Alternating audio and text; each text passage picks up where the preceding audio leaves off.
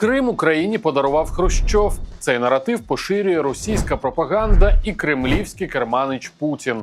Зокрема, російський диктатор заявляв, що, цитую, «Хрущов навіщось забрав Крим у Росії і подарував Україні як мішок картоплі». Історію з Хрущовим росіяни просувають після 14-го. Тоді окупацію Криму треба було обґрунтувати для свого ж населення, адже десь в умовній Тулі, Сизрані чи Забайкалі не всі розуміли, навіщо захоплювати чужий і за мірками Росії невеликий півострів, коли є купа своєї необжитої території.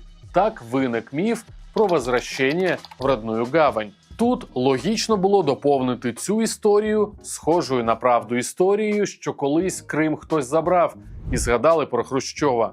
Власне, аби побачити різницю між реальністю і російською реальністю, варто проаналізувати не фейки, а факти. Це документ, яким Кримську область передали до складу Української РСР.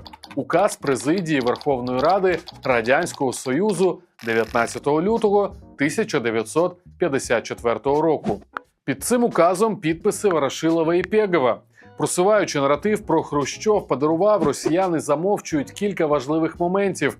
Хрущов на той момент був секретарем ЦК Компартії усього 5 місяців. Історики кажуть, він не мав суттєвого впливу і повноважень одноосібно ухвалювати рішення. Тим паче, при владі тоді були впливові сталіністи – Маленков, Молотов і той же Ворошилов. Власне, до цього документа і як його ухвалювали, я ще повернуся.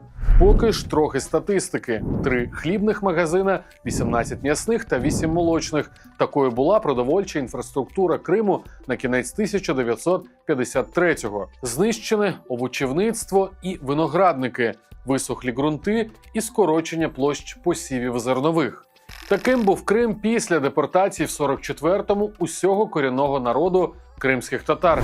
Власне, за останнім переписом населення того періоду в 1939-му до депортації на півострові жили 49% росіян, близько 20% кримських татар та майже 14% українців. Менший відсоток населення складали німці, греки, вірмени, караїми та кримчаки. За даними Інституту історії України, з 39 по 44 населення півострова скоротилося з 1 126 000 людей до 379 тисяч, тобто втричі. Після 44-го росіян в Криму стало 75%. Спорожніли будинки депортованих кримських татар, завезли і заселили жителів Краснодарської, Воронезької, Курської, Орловської та Білгородської областей. Але в прибульців з життям в Криму не склалося. Орловський, Тамбовський і так далі. Вони ходили і вимагали одного, щоб їх звідти якось забрали. І, очевидно, ці листи дійшли до Хрущова. Хрущов сів на поїзд, взяв з собою Аджубея, свого зятя, і приїхав в Крим. Вони його зустріли плачем. Микита Сергійович, ми не можемо тут жити, ми не вміємо працювати тут, тут інші умови, інші культури ростуть і таке інше, це не наше. Заберіть нас звідси. Так, перший президент Незалежної України Леонід Кравчук згадував в інтерв'ю, як завезені до Криму росіяни просили їх звідти забрати. Власне, однією із мотивацій вищого партійного керівництва приєднати Кримську область до України було те, що українці вже мали схожий клімат в Одеській, Херсонській і Миколаївській областях, тож зможуть повернути до життя і Крим. Ось як це обґрунтовувалося офіційно.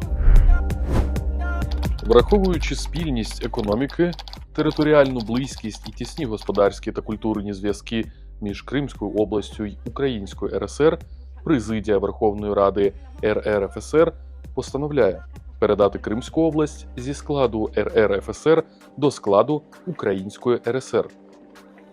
Власне, передача Криму відбувалася не за один день, не як подарунок і не за рішенням Хрущова. Отже, як все було по хронології? 5 лютого 54-го уряд у Москві звернувся до російської президії Верховного Совета з пропозицією передати Крим Україні.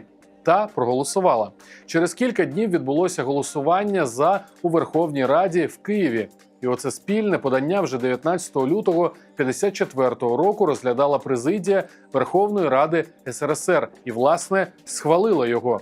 Російські пропагандисти люблять повторювати, що рішення президії замало, але 26 квітня того ж 1954-го Верховна Рада Радянського Союзу вносить відповідні зміни до Конституції СРСР. Це вже головний документ, який закріплює зміну юрисдикції півострова. Ще раз, передачу Кримської області до складу України було закріплено в Конституції Радянського Союзу. А що ж Хрущов? Якою була його роль? Ось що про це казала його онука. Навіщо дідусь віддав Крим Україні? Дідусь не віддавав Крим. Колективне керівництво підписало ці документи. Онука Микити Хрущова Ніна живе в Сполучених Штатах, а на цьому фото його дружина, теж Ніна, разом із Жаклін Кеннеді під час візиту чоловіка до США у 59-му. Ніна Хрущова в дівоцтві Кухарчук народилася в українській родині на Холмщині. І саме це для росіян стало черговим приводом для міфу щодо передачі Криму Україні. Мовляв, дружина-українка підмовила Хрущова. Хоча факт, вона ніколи навіть не відпочивала в Криму.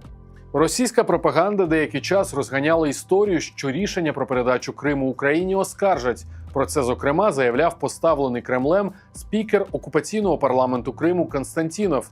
Звісно, що це абсолютно пропагандистські заяви, адже юридично будь-яке оскарження колективного рішення влади Радянського Союзу 54-го, закріплене в Конституції цієї держави, якої вже нема, неможливо. Натомість у реальності, поза російською пропагандою, отримавши занедбаний росіянами півострів, Україна повернула його до життя. Україні Хрущов не подарував Криму. Він заставив, хай почитаєте Джубея, примусив взяти Крим собі. Україна вклала туди більше 100 мільярдів доларів. Для того, щоб провести воду, шляхи, курорти, відновити сільське господарство, його культуру і інше. Так що оці міфи, які весь час йдуть з Москви. Міф про передачу Криму Україні Хрущовим не єдиний, який вигадали росіяни, щоб переконати, що Крим наш. Пропаганда імперського та радянського періодів, просування версії, що з Криму пішло хрещення Русі і стирання кримськотатарської ідентичності, яка існувала в Криму століттями до захоплення Російською імперією. Усе, щоб легалізувати і закріпитися на вкраденій території.